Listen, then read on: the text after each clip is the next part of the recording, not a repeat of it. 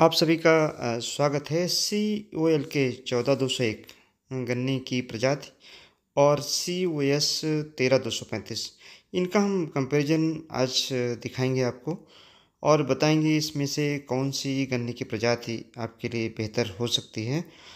ये हमने हमारे किसान श्री राम कुमार वर्मा जी सिसऊ अंदुपुर गोंडा के रहने वाले हैं।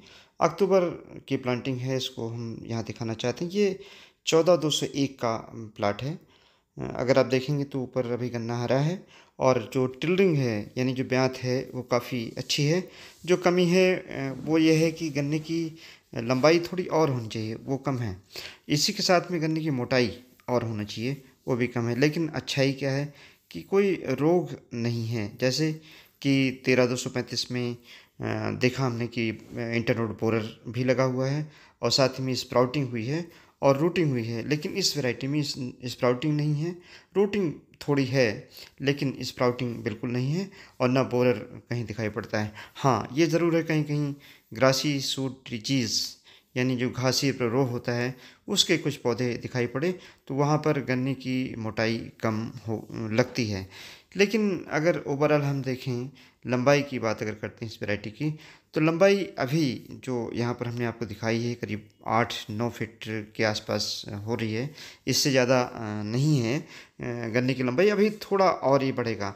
लेकिन इस गन्ने की जो ख़ास बात है कि इसमें नंबर ऑफ़ टिलर्स काफ़ी ज़्यादा हैं और पतले होने के बाद भी जो उसकी उपज है उसकी संभावना अच्छी। ये हमने आपको 13235 दिखाई है। 13235 की खास बात क्या है कि इसकी लंबाई बहुत अच्छी है। अगर हम कंपेयर करते हैं 14201 से, ये दोनों प्लाट एक साथ लगाए गए हैं, एक ही किसान भाई के हैं और जो ज़मीन की कंडीशन है वो भी एक है। ये हमने इस तरफ दिखाया 14201।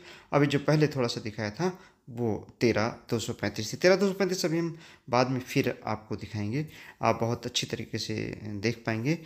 तो 14201 के बारे में अगर हम ये देखिए, हमने 13235 यहाँ पर दिखाया है किस तरीके से इसकी स्प्राउटिंग हुई है।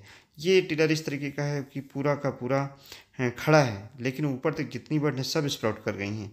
और इसका एक कारण जो हमने ऑब्ज़र्व किया वो ये है कि ऊपर इसमें थोड़ा सा स्टेम बोरर लगा हुआ है, जिसके कारण सारी की सारी जो गन्ने की बड्स हैं वो स्प्राउट कर गई हैं और सब में रूटिंग हो गई है। लेकिन अगर हम इसको कंपेयर करते हैं 14201 से, तो 14201 में स्प्राउटिंग बिल्कुल नहीं है और रूटिंग थोड़ी बहुत दिखाई पड़ती है। जो इसकी इंटरनोड की लंबाई है वह कम है इन कंपैरिजन टू 13235। 13235 से अगर हम तुलना करें तो उसकी लंबाई इंटरनोड की कम है, मोटाई थोड़ी कम है और गन्ने की भी लंबाई कम है। लेकिन नंबर ऑफ़ टिलर्स ज़्यादा हैं, हेल्दी टिलर्स ज़्यादा हैं और साथ ही में आप ये कह सकते हैं कि रोग रहित टिलर यानी रोग बीमारी बहुत कम है। तो इस तरीके से यह जो गन्ने की प्रजाति है एक रोग के प्रति रेजिस्टेंस है इस वैरायटी में, यानी हम कम खर्चे में इसको उगा सकते हैं।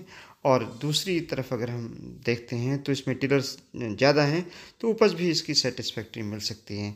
लेकिन मेरा जो अभी तक कंक्लूजन है कि इन दोनों वैरायटियों में बहुत ज़्यादा हम ये नहीं कह सकते कि बहुत एक्सीलेंट वैरायटी हैं। जो आपके पास पहले से COE 118 वैरायटी है या आपके पास अन्य प्रजातियां हैं, उसके कंपेरिजन में हम ये नहीं कह सकते कि बहुत अच्छी प्रजातियां हैं। चूँकि 13235 में स्प्राउटिंग है, रूटिंग है और जो हमारी 14201 है इसकी लंबाई थोड़ी कम है।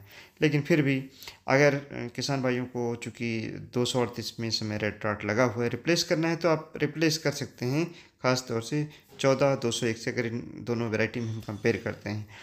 ये हमने दिखाया है किस तरीके से गन्ने को हटा करके कि इसकी जो मोटाई है वो थोड़ी कम है लेकिन फिर भी गन्ना अच्छा। ये यहाँ पर आप 13235 देखें किस तरीके से स्प्राउटिंग हुई है, बड़े बड़े स्प्राउट्स इसमें निकल आए हैं।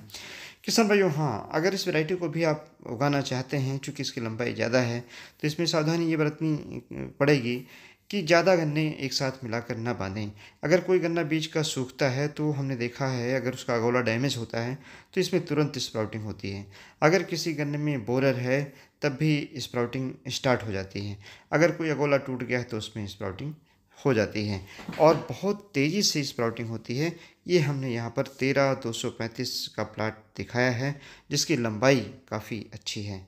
लेकिन अगर हम बात करते हैं इसकी डिजीज़ कंडीशन की, पेस्ट कंडीशन की, तो उस कंपैरिजन में ये वैरायटी बहुत अच्छी परफॉर्म नहीं कर रही है। ये हमने यहाँ पर दिखाने की कोशिश की है किस तरीके से इसकी रूटिंग हुई है, किस तरीके से बड निकल गई हैं, और एक छोटा सा यहाँ पर एक छोटा सा बोरर लगा हुआ है ऊपर, और उससे इतना ज़्यादा परिवर्तन इस वैरायटी में हो गया है।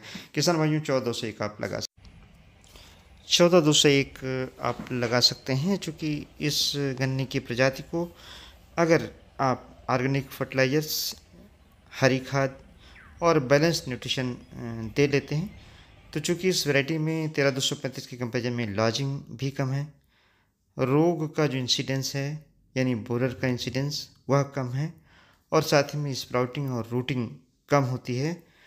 ये वैरायटी इस लिहाज से काफ़ी अच्छी हो सकती है। और जो इसकी एक ख़ास बात और भी है कि जो हमारा लो लाइंग एरिया है, निचला क्षेत्र है, उसमें भी इस वैरायटी को लगा सकते हैं। स्ट्रेस कंडीशन में अगर थोड़ी सी बारिश कम हुई है वहाँ भी, और बारिश ज़्यादा हुई है वहाँ भी लगा सकते हैं।